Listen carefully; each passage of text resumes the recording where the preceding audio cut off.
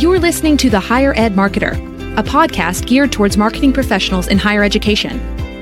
This show will tackle all sorts of questions related to student recruitment, donor relations, marketing trends, new technologies, and so much more. If you're looking for conversations centered around where the industry is going, this podcast is for you. Let's get into the show. Welcome to the Higher Ed Marketer Podcast. My name is Troy Singer, and I am always here with my co-host, Bart Kaler. And usually, we interview higher ed marketers that we admire in the area. But today, we're going to have a conversation with our team members and kind of pull the curtain back on some of the tools and some of the things that are out there that are available in the marketing sphere. Yeah, Troy, it's a fun conversation, and it's fun sometimes to just kind of, like you said, pull the curtain back. We always talk about all these ideas and these different ways of doing it. Sometimes I think actually getting a little bit pragmatic and just saying, hey, this is exactly how we're doing some things. And we've been working on a project together now for probably about 6 or 8 months that just launched this past week. It's a big search campaign for a mid-sized university in the Midwest. We were so excited just seeing the initial results in this first week or two with the campaign, with a lot of the dashboards that we have access to, utilizing the tools that we talk about today. We just thought, hey, wouldn't it be cool just to kind of bring some of our listeners into a conversation about what's going on, how we're doing it. And again, it's early in the process, and we're not going to drop any names of schools that we're working with, but it's one of those situations where we felt so good about it. We thought, hey, let's bring in the team and talk a little bit about what we're doing, the tools that we're doing, kind of the strategy behind it, and just talk a little bit about that. It's a good conversation. Yes, both of our individuals today are from Think Patented. They're my team members. So Dan Cornelius, he's going to be bringing the strategies perspective. And then Sean Ferguson, he is on the technical side. Both of them will combine to give great overviews of tools that are available for us to execute for colleges and universities. And with that said, let's bring in Dan and Sean. Bart and I are very proud to introduce to the conversation Dan Cornelius and Sean Ferguson into the podcast. And just to let everyone know, we are going to let you in on conversations that we usually have because we are very familiar with one another as we work on projects, both Bart's team and then myself, Sean, and Dan. So if I can ask Dan, if you can introduce yourself and what your role is, and then also followed by Sean. Yeah, hi, Troy. No problem. My name is Dan Cornelius, and I am the Director of Integrated Marketing Solutions at Think Patented. My role is to assist the sales team in introducing their clients to the various products and services that we have that can help them improve upon the effectiveness of their outreach campaigns that they're currently doing. I also bring a little bit of a strategy to the table and some best practices that I've experienced over the years, working with different schools and institutions in student recruitment and fundraising campaigns. Thank you, Dan. And we also have Sean Ferguson. Yes. Hello, Sean. Hello, Troy. I'm Sean Ferguson. I'm the Director of Digital Engagement at Think Patented. So I oversee the technical execution of Omni-Channel marketing campaigns, web development, app development, web development. So can certainly get into the weeds of all the technical execution of everything we're talking about today. Thank you both. And again, just so everyone knows, we are very used to working with one another where Bart's team comes up with the strategy and the process and the marketing outreach map, and our team executes it. So I would like to pose our first subject of automation and what that looks like for an omni-channel platform in a higher ed marketer world. So either Bart or Dan, if you can kind of give me your view of that. Yeah, I can jump in on that, Troy. And this is a great conversation to have, kind of pulling the curtain back so everybody can kind of hear some of the things that you said, like with our conversations go on. But one of the reasons why I think we have been drawn at Kaler Solutions to automation, and what really helps with automation in the marketing world, especially for higher ed, is it's such a high touch sales process. And I know a lot of people in higher ed sometimes don't like the word sales. I was talking to a school recently that just didn't want to even have that in the lexicon of our conversation. But the reality is that we are selling individuals and families one of the biggest investments they'll ever make in their life sometimes even more than the homes that they'll purchase, these investments in their education and what that's going to change and how that's going to do that. Because of that, it's such a high touch process. I mean, if you look at a search campaign and you're buying names and then marketing to them, trying to get them to kind of engage, even down to the comm flow in a typical admissions office, there's a lot of touches with that. And technology allows us the automation. I always like to think of it in the way that let computers do what they do best, which is repetitive tasks that they can just do at a pre-programmed time with a pre-programmed message. Let them do that. Let the computers automate, but let your admissions team then focus on the relationship building, the conversations, the high touch points. And so automation lets us kind of engage with a lot more people on a regular basis through all these different channels without having to leverage and utilize, man and woman power to do that. And so I think automation just is such a critical element that a lot of schools have embraced. Some schools are still on the fringes of it. And I think that sometimes when we start looking at customer relationship management tools, CRMs versus, omni-channel platforms, different CRMs, and maybe Dan can talk a little bit more about that, but the idea that there are different ways we have these tools on campuses that schools can leverage to be able to create that automation. But many times either they don't know how to do it or they're not doing it correctly. And it comes down a lot of times with what your tool is versus what you can do. So maybe Dan, you can tell us a little bit about the difference between those. Yeah, I think you hit the nail on the head, Bart. The real key here is that automation is a wonderful tool, but how do you implement it and how do you ease into it? Most schools are going to have legacy systems in place, and so that's what they're most comfortable with, and they think that they're doing things in a very productive manner. And if they really do a deeper dive at times, they can start to see how these solutions can really help benefit their teams and make their teams more productive and effective in their outbound reaches and communication channels to prospective students and alumni. So as an entry level into these omni-channel solutions that are out there, the first one you're going to have is one that would be more of a high level anonymous approach. It's going to help you broadcast your message across all the different forms of media, but you really won't know who you're exactly communicating with. You're going to have Google display ads online. You're going to have social media follow-up ads that can be in place, and you're going to automate other touches of it where you're going to start to know who somebody is, and you can start to personalize and understand who that person is and then capture information for your future uses. So schools have to understand that there's different levels of automation, and they need to be able to evaluate where they're at and where they need to be going forward, because you really need to automate those parts so that your team can be more effective in basically speaking or reaching out to the low-hanging fruit while you continue to cultivate and nurture the other potential people that you want to speak with. So when they raise their hand, you're ready to be able to reach back out and have that more personalized conversation, as you will. Yeah. And the thing I like about some of those tools too, Dan, is that, some of them leverage kind of a scoring mechanism that, the more a student engages or the more they look at the ads or they engage on the website, to Sean's point, we can start to measure those things. And then instead of looking at 40,000 people that we just sent out a direct mail to, and we're not really sure how they're responding, some of these tools that you've been talking about, this omni-channel resources, we start to have more data that can start to filter up the people that we understand that are really the ones that are probably the warmest leads. And again, going into that sales vernacular, we really want to focus our team's effort. I mean, if we have an admissions team of 8 to 10 people, they cannot just start making calls to 40,000 people. I mean, a lot of schools try to just divide it up. Hey, everybody has 5,000 apiece, and divide that up by a month, and let's try to do 100 calls a day. That's old school sales training. We really want to kind of move into, let's figure out who the warmest leads are. And now all of a sudden the 40,000 get down to maybe 2,000. And then even the 2,000, we can start to look at and say, hey, wow, this person has really been engaged in all these different areas.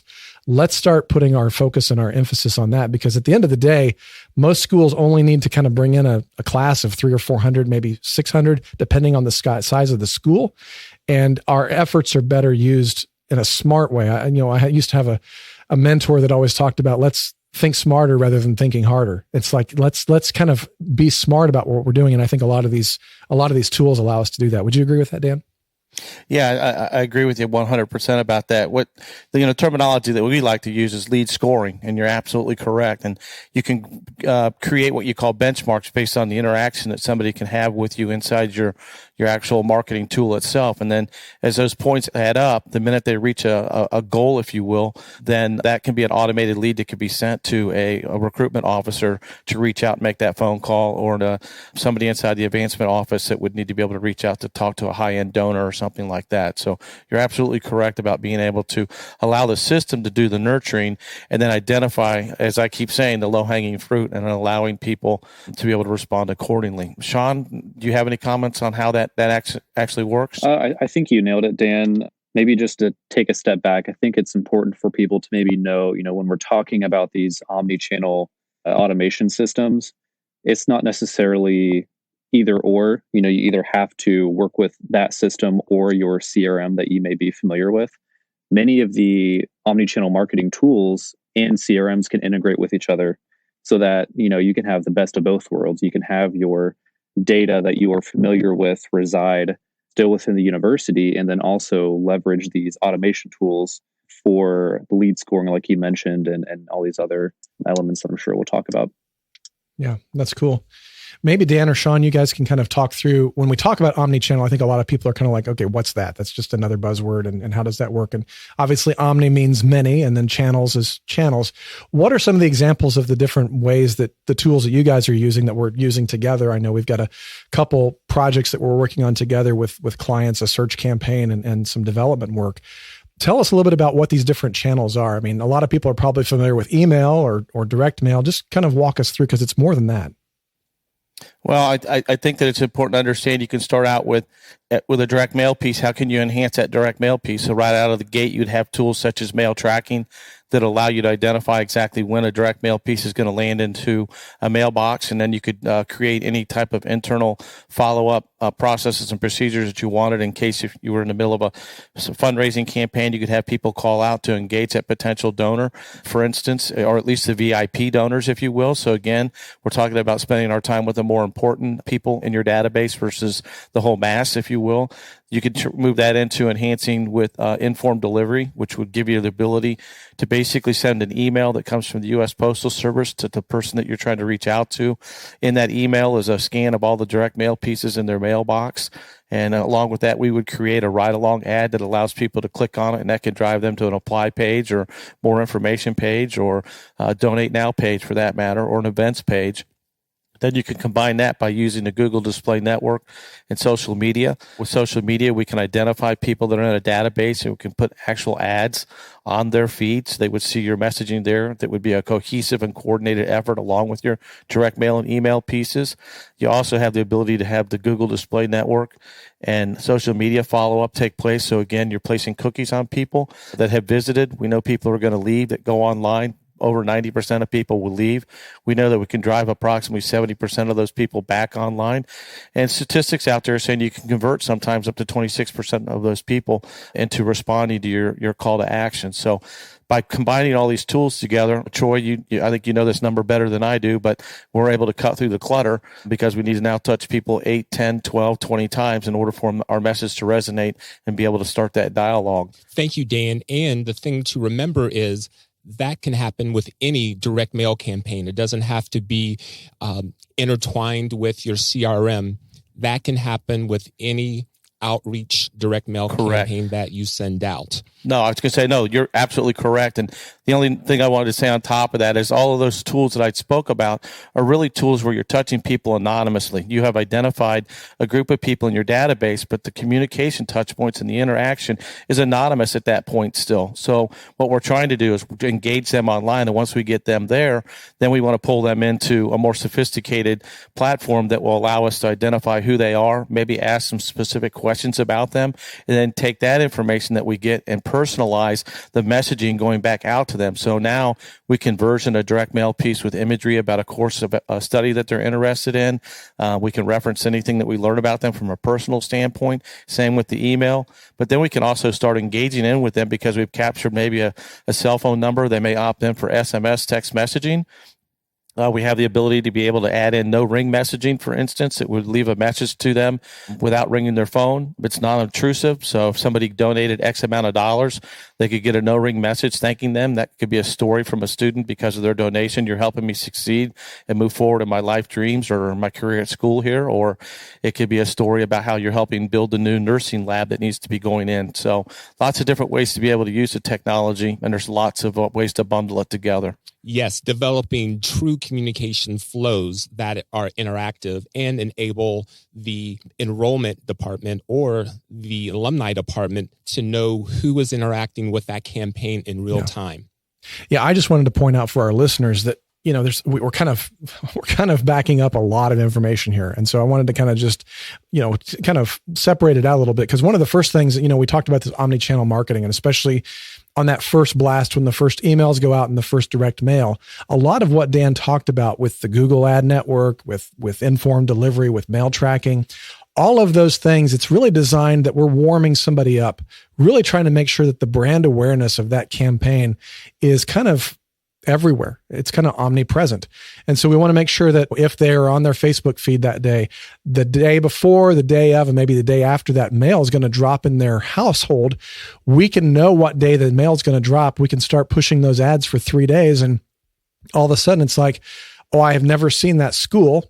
And you know what? I saw it on Facebook today. Oh, I just logged into Instagram. It happens to be there too. Look at that Google retargeting ad. It's about that school. Oh, you know what? Look what came in the mailbox today. It's about that school.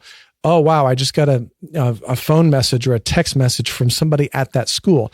All of a sudden, the brand awareness in that 3 or 4 days has just gone through the roof. And that's one of the things that omni-channel marketing is doing, is that it's warming people up to your messaging. Because again, if you just simply send a direct mail piece, and to Dan and Troy's point is that statistics show that, 12, 15, 20 time of touches is before people start to remember a brand. And so what we're trying to do is get those brand touches as frequently and as concentrated as we can, so that when we do deliver that message, whether it's the email, whether it's the direct mail piece, and that we're going to continue nurturing that, people are already aware of it and they're kind of curious and they're looking into that because the brand awareness is so strong.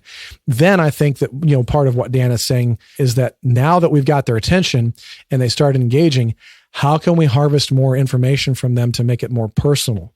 And I think that's probably a good conversation to have, is a little bit about personalization and why that is so critical. I mean, you see the statistics about Generation Z, especially, they really want to be known. And whether it's a quiz that we ask them, or whether we engage with them in different ways, maybe there's some gated content that we drive them to. We want to know more about them than maybe what we know just from the purchase lists. And so, maybe Troy, you can tell us a little bit about this program that we're developing for another school with this quiz. I mean, the whole nature was to get to know people a little bit better, right? Yes, and I'll also lean on Sean a little bit because he's doing all the work behind the scenes. But as you were describing personalization, I think when we think of personalization, we think of first name, we think of just a couple of high-level items. But as we are interacting with the prospective student or this prospective donor, what we're doing is getting additional information. Then we can reach back out to them or reach back out to their parents and demonstrate we know who you are. And Sean, you helped design a program that's executing BART's program of a quiz that we are doing for a school at this time. Can you give us a little look into how you did that? Sure. So, the personalization is not even to just the individual. The personalization is for the different sets of audiences as well. So if you want to target, sophomores differently than juniors and seniors, and then within those groups, then you can personalize down to the actual individual. With the program that we are running now, we are asking slightly different sets of questions to these different groups of students, because, with sophomores, they may not really, they're not really thinking of financial aid at that point, but certainly for seniors, that's a, hot topic question. So we ask, how prepared are you for financial aid? Do you feel comfortable with it or not? Sophomores, not so much. So, also tailoring specifically what you're asking is going to garner you better results than just treating everyone with the same treatment, asking the same questions. So yeah, so preemptively knowing your audience and what information you're wanting to garner will also help you get the information you are looking for. And please let us say that it's not boring information. We are asking them things that they are eager to tell us. What is the favorite food that they like to eat? What is their favorite music that they listen to? All these different things that they are giving us, or that they are willing to put into the quiz. Then again, we are reaching back out to them and demonstrating we hear you, we listen. The pictures are toward what their answers are. And then we're also sending letters out to their parents, demonstrating that we know who their students are. And it's probably surprising to some of those parents of the answers that the students gave. But the beauty of this, it also enables us to kind of capture how often they're coming back to the landing page and how often they are interacting with the campaign, which is very useful to the institution because that goes into the lead scoring. That's something that the institution knows who they can reach out to most urgently. Yeah. Yeah, and I love the work that we all collaborated on with this current program that we're doing. And again, it just launched a week ago, so we're not ready to share the name with everybody yet. But needless to say, we're seeing a lot of success with it. But my son is a junior, and his name was purchased on the list, and so it was interesting because we received one of the direct mail pieces at home.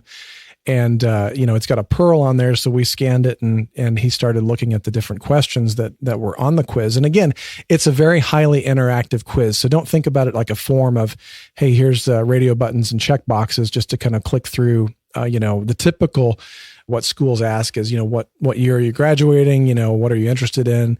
We were actually, as to Troy's point, asking more about, well, what's your favorite food to study with, and what's your favorite music to study by, and if you had your choice for a year off, what would you do with it? And so, a lot of this is just kind of fun, and there was a lot of high graphics and photography and illustrations and icons, and made it really fun and lighthearted. But the thing I love about it is that as a parent, even as I was watching him do the quiz, I didn't realize that he liked to listen to country music when he studies. And I didn't know that, chips was his preference of food, and that he would rather just kind of shut his phone off and hit the books rather than calling a friends for a study group. So that was information that was interesting to me that I could have more conversations with him about. And that's what we're doing when we include the parent conflow, is sending the parents this information that, hey, we know that your son or daughter, or whoever it is, we're going to mention their name, thought it was really cool that they like listening to country music and eating chips while they study. We found that pretty cool. Though that type of conversation, that type of engagement that's really approachable, it really changes the way that the students and the parents feel about the school. We're kind of rising above everybody else, and it's not just noise like everything else. So I know we've got a couple minutes left, and Troy, if you don't mind, I'd like to kind of talk a little bit about lead matching. And I think that that's something that's maybe a little bit of a new technology that, at least when I'm talking to schools and talking to different folks in enrollment and development, I know it's been used like in some corporate worlds and a lot of the retailers use this type of information. But I think it'd be good just to kind of give somebody who's listening just an idea of the technology that we can leverage to build new audiences for our campaigns just based on this lead match. So Dan, I don't know if that's something you want to pick up and talk about. Sure, I'd be more than happy to. The technology that's out there today allows us to be able to gather people's information when they visit a specific page or a website. We can capture their address, city, state, and zip. If they happen to be in your database, we can also capture their first name and last name. But we also have the ability, when we do capture that information, to go out and append that data and tie names to it. So a way a school that can use this is that there are certain programs and offerings that are out there that are either, to your point, Bart, long-term sales, which could be like estate planning, for instance, on the advancement side, or there could be undergraduate programs and things that are out there that schools are trying to find people that are interested in the programs, but you can't specifically go out and just buy a list of those type of people. So using this technology, you can start building a virtual database of people that you need to be responding to and start planning how you want to reach back out to them because they had a specific interest. So it's a very valuable tool in helping people start building a database of really hard to reach potential targets, if you will, because we're able to capture them when we place this cookie, if you will, on a website or on a specific page inside a website to identify the unique individuals that we want to speak to. And I just want to clarify, because a lot of people, you might have listened to that and just said, oh yeah, we can do that. I mean, they fill out the form, we get their name, their address. No, what we're talking about, this is different. If somebody comes to your website, they don't do anything. They don't fill out any forms. They don't engage with it other than just looking at the website.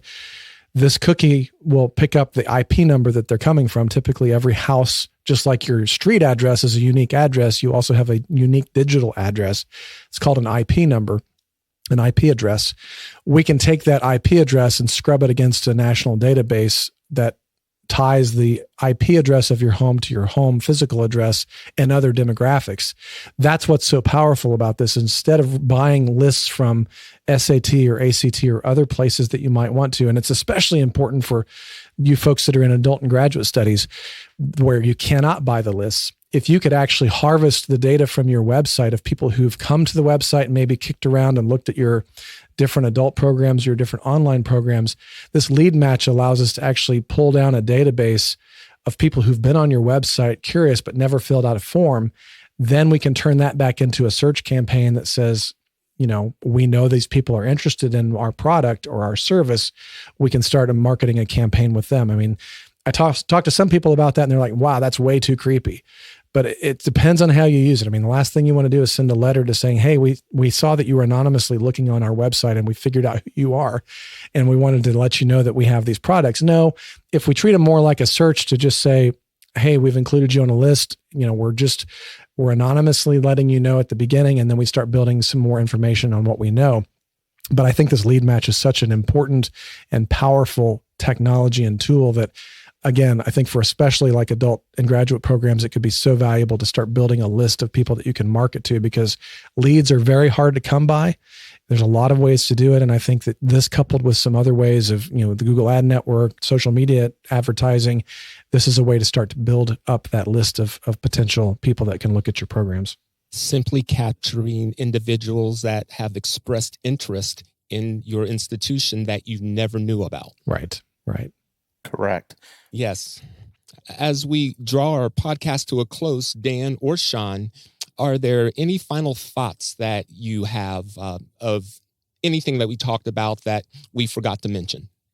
I'll jump in for just a split second. I wanted to reiterate what Sean spoke about or brought up originally and Bart has alluded to, and that is personalization is one terminology where we identify somebody as an individual and speak to their individual interests, and versioning is a way to be able to take those people, put them into groups, and version some of the content at a little bit higher level. So again, we can talk to people that are interested in a nursing program, or we can talk to people that are interested in an engineering program. And then inside that version piece, we can personalize it with additional information that we capture on them. So we're drilling down in there into that group to the personal level of the individual. So personalization versus versioning, I think it's important to understand that.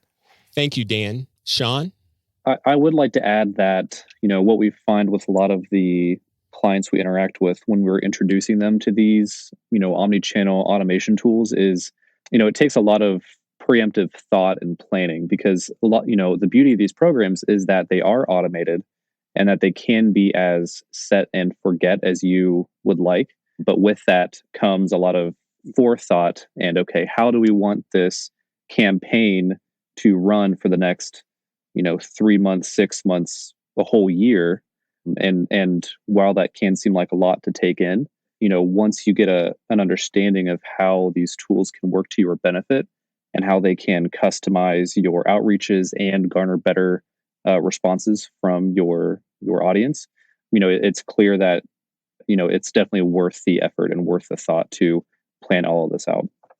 It is very worthwhile for the results that you receive to put all that work and planning into the front end. Bart, do you have any final thoughts before we wrap it up? Yeah, I think that Sean, Dan, thanks so much for being on the podcast today. It's just been valuable to kind of walk through and kind of explain some of these new things that are really accessible to a lot of schools that maybe they didn't realize. I mean, there's a lot of ways to kind of scale up and scale down with these type of programs. And I think it's so important to kind of understand what's available. One thing I wanted to just kind of point out, because I mentioned this to a client the other day, that we were talking about omni-channel marketing and versioning and personalization. And I just wanted to kind of point out just to make a comment. We talk a lot about versioning, and a lot of people are already familiar with digital printing. And I think that digital printing has been around for a while. I mean, probably 15, 20 years now. But I think what people are not understanding is that the technology has advanced to the point where you can actually do very large scale digital printing now that would kind of be closer to what could only be done with offset in the past. And the way I kind of illustrate that, and let's say that you're a small to mid-sized school and you're sending out view books and sending out these different things, you can actually now start to look at ways to leverage digital printing in a way that you could, in theory, put together a individualized versioned view book per student. You could actually set that up and be able to drop in different photos if they've indicated they're interested in lacrosse or they're interested in the STEM programs. Those could be photos that get dropped in with data variable. And I think that kind of opens up some excitement to the idea that if we're going to be sending out these view books based on individuals, or let's say we're sending out a travel piece, the ability to version and individualize those down to the level of the individual that's interested is very powerful. And it's something that I think that a lot of people don't understand or realize, that we can even do that beyond just the standard postcards that have been done in the past. And so I just want to kind of open people's mind up to think through the fact that there's a lot of ways and a lot of creative ways that we can look at personalization and versioning that might be beyond Troy's example earlier, where, hey, let's put their name in a fancy font really big and hope they gets their attention. I'm really excited about the ways these types of tools can open up a lot more opportunities. Well said, Bart, and thanks to the three of you for a very enlightening conversation. If you want to find more information about this, you can simply Google it. Of course, if you go to Kaler-solutions.com, that takes you to Bart's team, or you can go to thinkpatented.com and you can get more information about the tools that we utilize to help colleges and universities. The Higher Ed Marketer podcast is sponsored by Kaler Solutions, an education marketing and branding agency, and by Think Patented, a marketing execution printing and mailing provider of higher ed solutions. On behalf of my co-host, Bart Kaler, I'm Troy Singer. Thanks for joining us. You've been listening to The Higher Ed Marketer. To ensure that you never miss an episode, subscribe to the show in your favorite podcast player. If you're listening with Apple Podcasts, we'd love for you to leave a quick rating of the show. Simply tap the number of stars you think the podcast deserves. Until next time.